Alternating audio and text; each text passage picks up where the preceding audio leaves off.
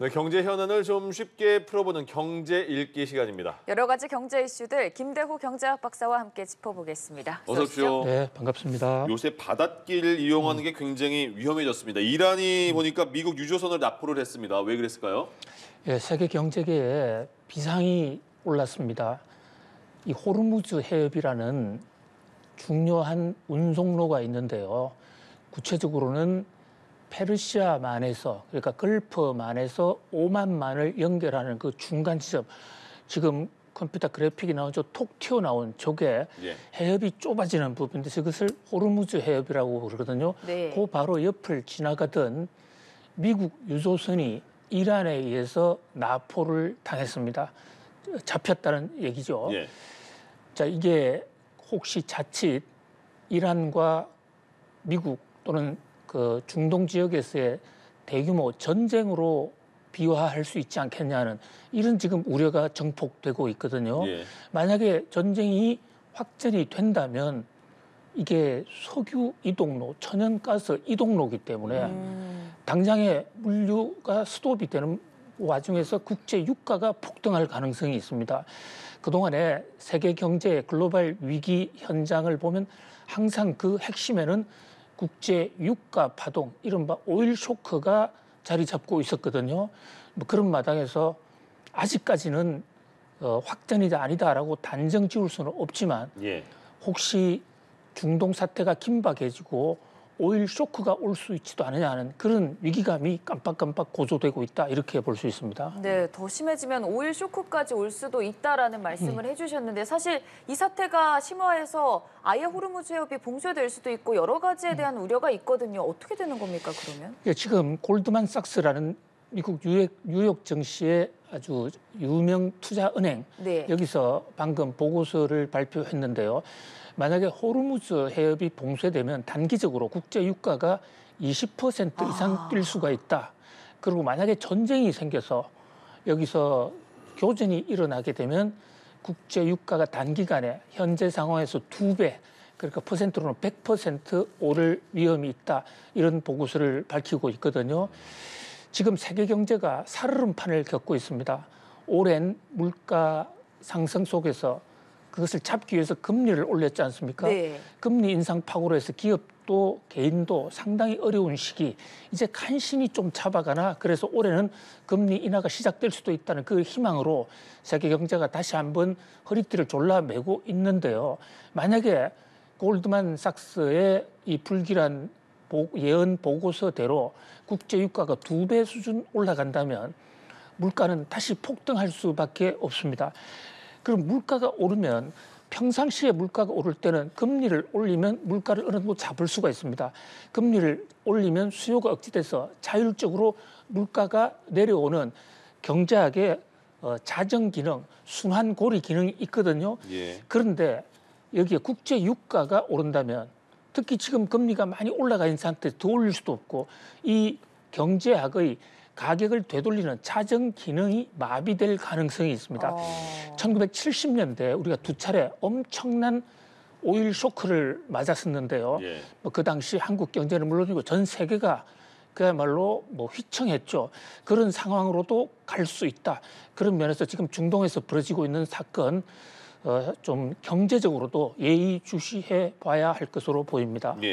지금 호르무즈 해협에 대한 얘기를 했었고 또 미국과 영국군 지금 후티 반군이 홍해를 또 지금 지나가는 선박들을 위협하고 있잖아요. 그래서 미국과 영국이 지금 거기에 공습을 가했다고 하는데 이건 또 세계 경제에 어떤 영향을 미칠까요? 그렇습니다. 중동은 아시아와 유럽을 연결하는 길목입니다. 그래서 역사 이래 오래전부터 그 길목에서 전쟁이 많이 생겼는데요. 요즘은 배로 많은 물자를 실어 나르지 않습니까? 중동과 아시아를 연결하는 큰 2가지 바닷길이, 하나는 지금 말씀드린 걸프해와 오만으로 연결되는 그 호르무즈에 있는 고길, 지금 유조선이 납포된 곳이죠. 그쪽에서 좀 남쪽으로 약 한 1000km 정도 아래로 내려오면 사우디 남쪽에 거기는 홍해가 있습니다. 그 성경에 나오는 그 유명한 모세가 바다를 가르고 건너갔다는 그 바다, 그 바닷길에서는 지금 후티 반군과 미군 간의 아주 심각한 그 긴장이 고조되고 있는데요.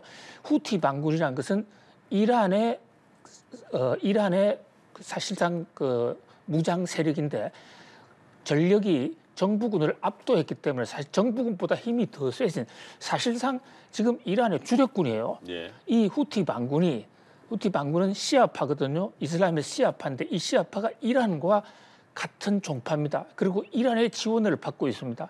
또 이스라엘 하마스의 전쟁에서 그 하마스 또한 이란의 지원을 받고 있거든요. 그래서 크게 보면 이 하마스와 후티 반군, 그다음에 이란, 하나 더 해서 헤즈볼라 요 네 팀이 예. 이란의 연합군이라고 볼 수가 있습니다. 그러니까 북쪽에서는 이란이 미군 유조선을 납포하고 남쪽에서는 후티 반군이 지금 지나가는 배에 포격을 가하고 있거든요. 그렇다면 결국은 이란 세력이 전체적으로 지금 준동해서 이스라엘의 하마스 전쟁과 관련해서 이스라엘에 대항하는 국면. 그렇다면 여기에 미군이 개입할 수 있다. 이렇게 되면 전면전 가능성도 없지 않다 이렇게 볼 수 있는데 예.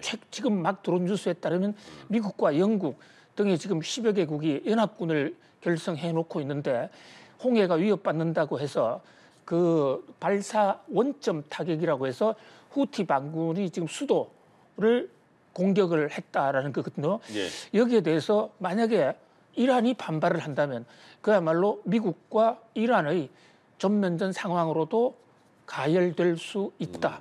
물론 아직까지는 예. 국제 유가가 한 3%밖에 오르지는 않았습니다. 네.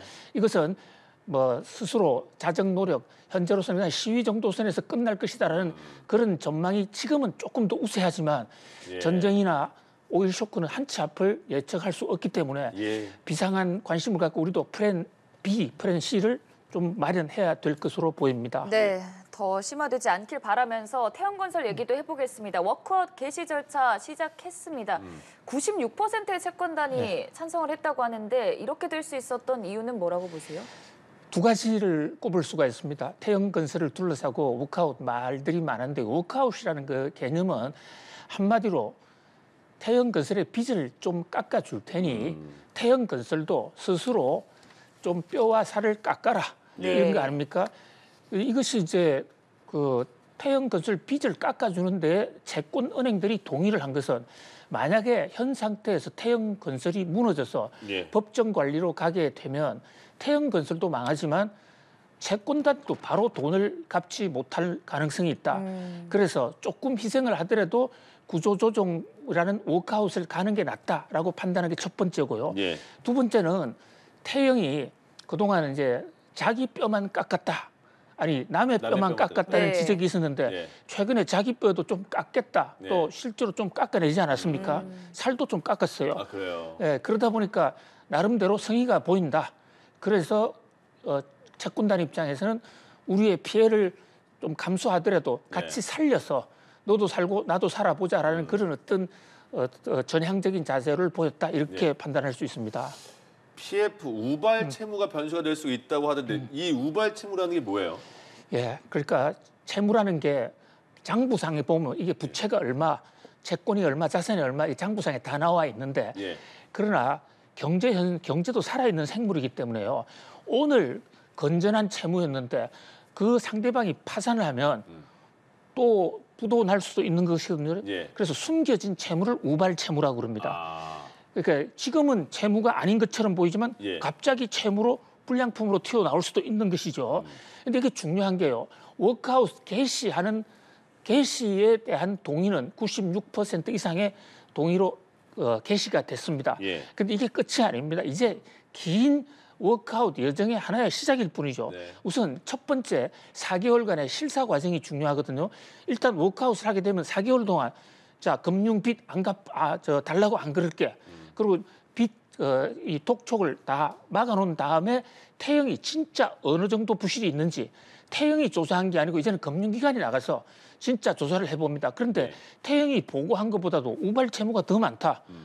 태영은 건전하다고 생각을 했지만 조사해보니까 이것은 곧 악성 채무로 바뀔 것이다. 그게 많아지면 그 대목만큼 태영건설이 자기 살을 좀 더 깎아야 됩니다.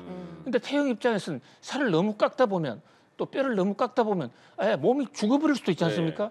그런 각도에서 우발 채무가 얼마냐, 그 새로 나오는 우발 채무에서 태형이 얼마만큼의 자기 뼈를 떡깎을 수 있느냐, 이를 채권 은행들이 얼마만큼 감내할 수 있느냐, 이게 따라서 4개월 후에 예.